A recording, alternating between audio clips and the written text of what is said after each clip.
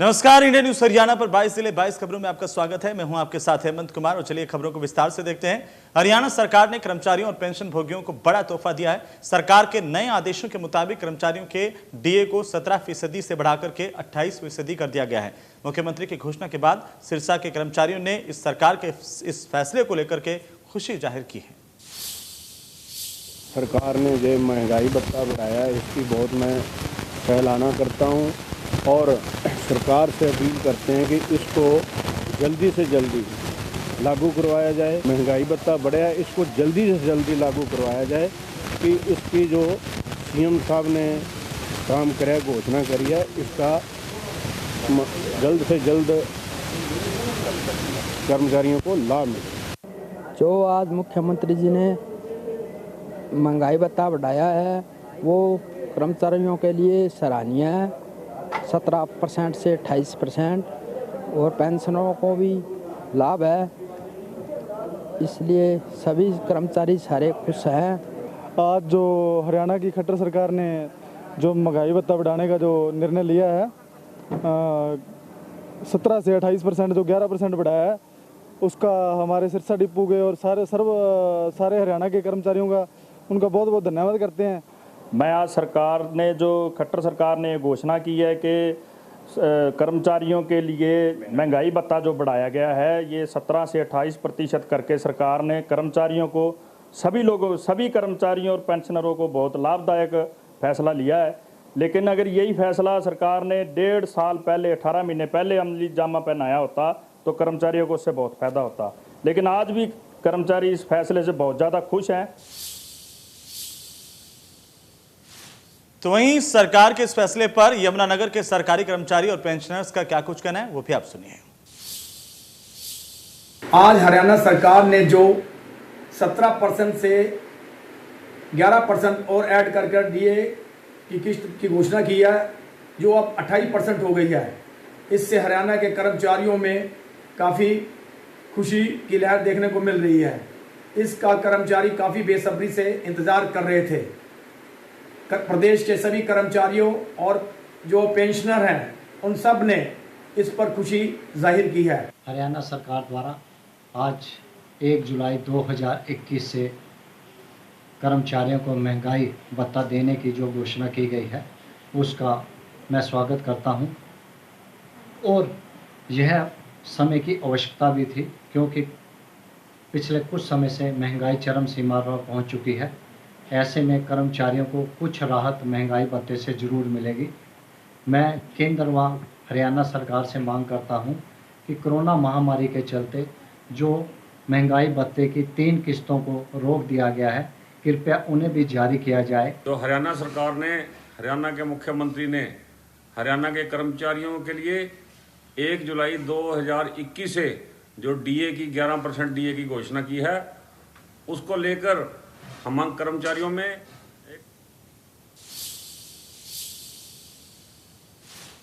चलिए आगे बढ़ेंगे। अलवर राष्ट्रीय राजमार्ग संख्या 248 से यानी कि नूहों से राजस्थान की सीमा तक के चौड़ीकरण का काम किया जाएगा। इस पर तकरीबन 300 करोड़ रुपए की राशि खर्च की जाएगी। इसकी घोषणा खुद डिप्टी सीएम दुष्यंत चौटाला ने की है। इसके अलावा डिप्टी सीएम दुष्यंत चौटाला ने कहा कि फिरोजपुर झिरका के लोगों की कॉलेज की मांग लंबे समय से पेंडिंग चली आ रही है। इस साल के आखिर तक इस कॉलेज का निर्माण कार्य शुरू करवा दिया जाएगा।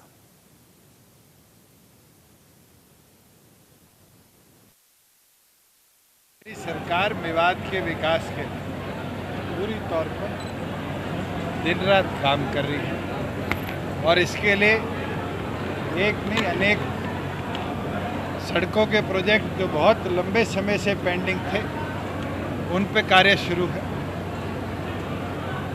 लगभग 300 करोड़ की लागत से आने वाले दिनों में जो हमारा सोना से लेकर वडोदरा एक्सप्रेसवे जंक्शन से लेकर और राजस्थान बॉर्डर तक का रास्ता है, उसको स्टेट हाईवे के तौर पर हम विकसित कर उसको भी डेवलप करने का काम करेंगे। पुनाना से कोट, पुनाना से सिकनावा जो सड़क अगले 1 महीने में मानसून ख़त्म होते उस पर भी तुरंत कार्य शुरू करेंगे। और एक बहुत लंबी पेंडिंग डिमांड झिरका में कॉलेज की है, उसके लिए एग्रीकल्चर विभाग की ज़मीन को चिन्हित किया गया जल्द से जल्द उसको एजुकेशन डिपार्टमेंट को ट्रांसफ़र कराकर इस साल, इस वर्ष के अंदर अंदर उसका भी निर्माण कार्य हमारी सरकार शुरू करने का काम है। चलिए अब हम बात करेंगे किसान आंदोलन की, जो कि दिन पे दिन और तेज होता जा रहा है। और इसी कड़ी में दिल्ली जयपुर हाईवे पर जयसिंहपुर खेड़ा बॉर्डर पर भी हाईवे बंद करके किसानों ने प्रदर्शन किया है। जयसिंहपुर खेड़ा बॉर्डर पर किसान नेता राकेश टिकैत पहुंचे और एक बार फिर से कहा कि किसान तब तक बॉर्डर पर डटा रहेगा जब तक कि तीनों कृषि कानूनों को वापस नहीं लिया जाता। उन्होंने कहा कि सरकार शर्तों के साथ बात करना चाहती है, लेकिन किसान तभी बात करेंगे जब कृषि कानून वापस होंगे।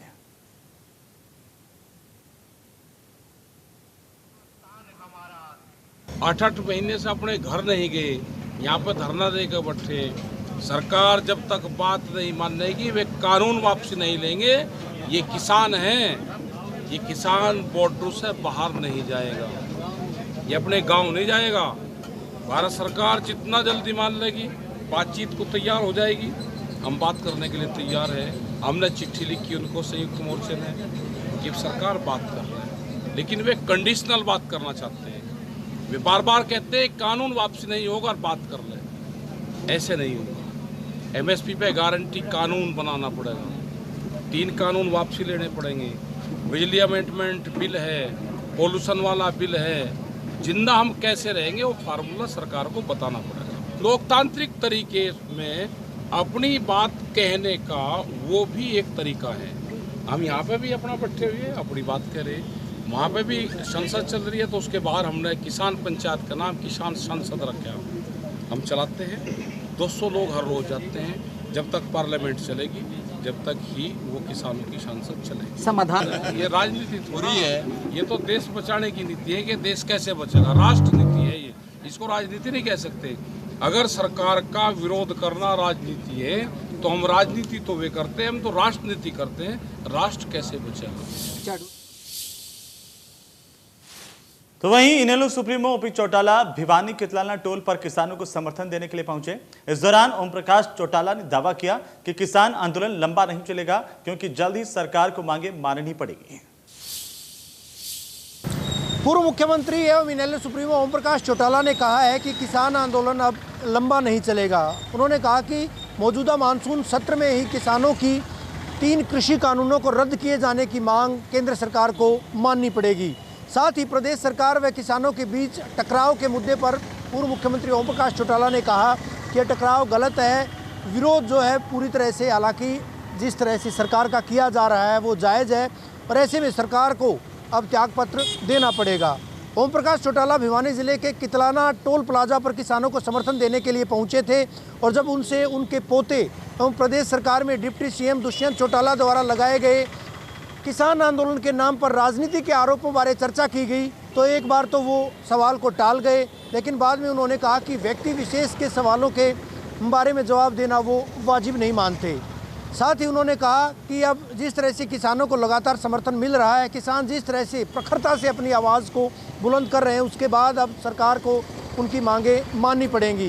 बहरहाल 10 साल जेल की रिहाई के बाद जिस तरह से इनेलो सुप्रीमो ओम प्रकाश चौटाला किसान आंदोलन को समर्थन देने के लिए जा रहे हैं, उसके बाद आंदोलन को कितना समर्थन मिल पाता है, किसानों की आवाज़ को कितना प्रखरता से बुलंद किया जाता है और इनेलो को कितनी मजबूती वो दे पाएंगे, इस पर न केवल सत्ता पक्ष बल्कि विपक्ष की भी निगाहें टिकी हुई हैं।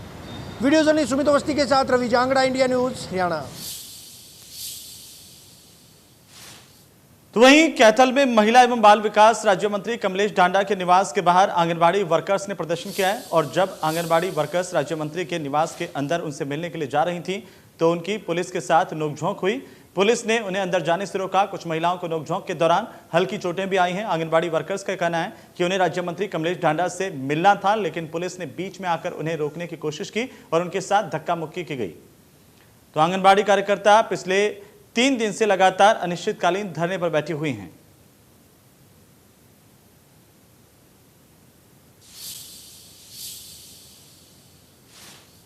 तो वहीं करनाल में प्रधानमंत्री किसान सम्मान निधि के तहत रिकवरी के नोटिस जारी होने के बाद किसानों में हड़कंप मच गया है।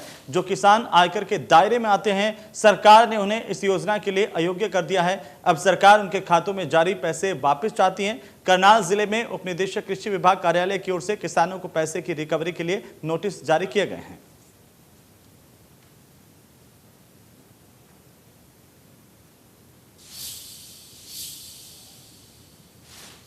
उधर गुरुग्राम में रविवार को सभी सरकारी वैक्सीनेशन सेंटर बंद रहेंगे। वैक्सीन की कमी के चलते सेंटर्स बंद होंगे। पिछले 2 दिनों से पहली डोज नहीं लग रही है और 2 दिनों से सिर्फ दूसरी डोज लगाई जा रही है। इसकी वजह से टीकाकरण अभियान में रुकावट आ रही है। पिछले दिनों 150 से ज्यादा सेंटर पर वैक्सीन लगाई जा रही थी और अब केवल 5 सेंटर पर वैक्सीन लगाई गई है।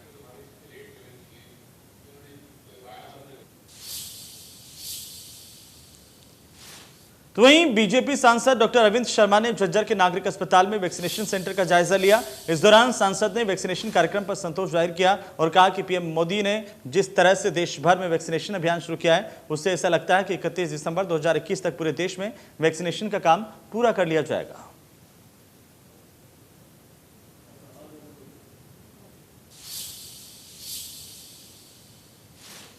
उधर हिसार में युवती और युवक अपने किसी परिजन को इलाज के लिए लेकर के अस्पताल पहुंचे थे। उन्हें काफी देर तक कोई चिकित्सक नहीं दिखाई दिया और उसके बाद युवती ने आपातकालीन विभाग के पास एक कमरे में डॉक्टर और एक अन्य व्यक्ति को सोए हुए पाया, जिसका उसने अपने मोबाइल में वीडियो बना लिया।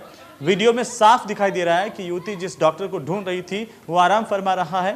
वहीं दूसरी साइड बेंच पर एक व्यक्ति कंबल ओढ़कर सो रहा है। अस्पताल कर्मचारियों की इस हरकत से आक्रोशित युवती की डॉक्टर से कहासुनी हुई और इसके बाद डॉक्टर ओपीडी रूम में कुर्सी पर जाकर बैठ जाता है। यहां पर युवती डॉक्टर का वीडियो स्वास्थ्य मंत्री अनिल विज को भेजने की बात कहती है और इसके बाद डॉक्टर युवती का मोबाइल छीन लेता है। युवती मोबाइल वापस लेने के लिए डॉक्टर को कहती है, लेकिन डॉक्टर फोन वापस नहीं देता। इसके बाद युवती ने डॉक्टर को थप्पड़ जड़ दिया। डॉक्टर की ये पूरी हरकत वीडियो कैमरे में रिकॉर्ड हुई। डॉक्टर ने साथी कर्मचारियों के साथ ओपीडी का बहिष्कार करके युवती पर मामला दर्ज करवाने का दबाव बनाया। पुलिस ने मामला दर्ज किया और युवती और उसके साथ आए युवक दोनों पर केस दर्ज किया गया है।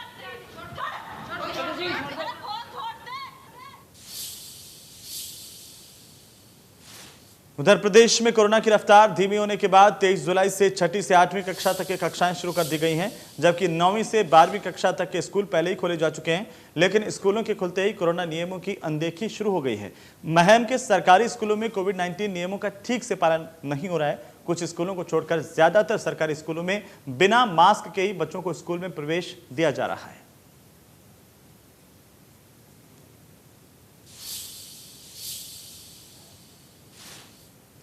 उधर सोनीपत के बस स्टैंड पर टिकट काउंटर से लेकर के बस स्टैंड परिसर और बसों के अंदर सोशल डिस्टेंसिंग की धज्जियां उड़ाई जा रही हैं। बस काउंटर पर टिकट काटने वाले कर्मचारी से लेकर बस में यात्रा करने वाले लोग मास्क नहीं लगा रहे हैं। आपको बता दें कि दूसरी लहर पूरी तरह से खत्म भी नहीं हुई है और तीसरी लहर का अंदेशा अभी जताया जा रहा है। ऐसे में ये लापरवाही किसी बड़े विस्फोट से कम नहीं होगी और इसलिए न केवल प्रशासन बल्कि आम आदमी की भी ये जिम्मेदारी बनती है कि कोरोना के प्रति जिम्मेदार बने और अपनी जान खतरे में डालने के बजाय दूसरों की जान को भी सुरक्षित करें। मुंह पर मास्क लगाएं, सोशल डिस्टेंसिंग का पालन करें।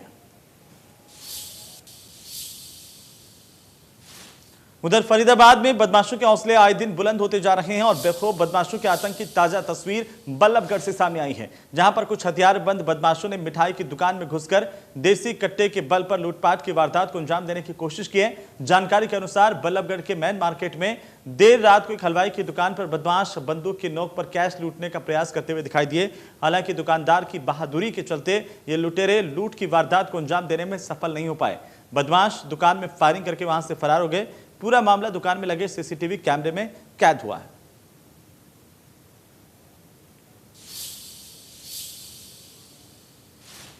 तो चलिए इसी के साथ ही इस बुलेटिन में फिलहाल इतना ही। नमस्कार।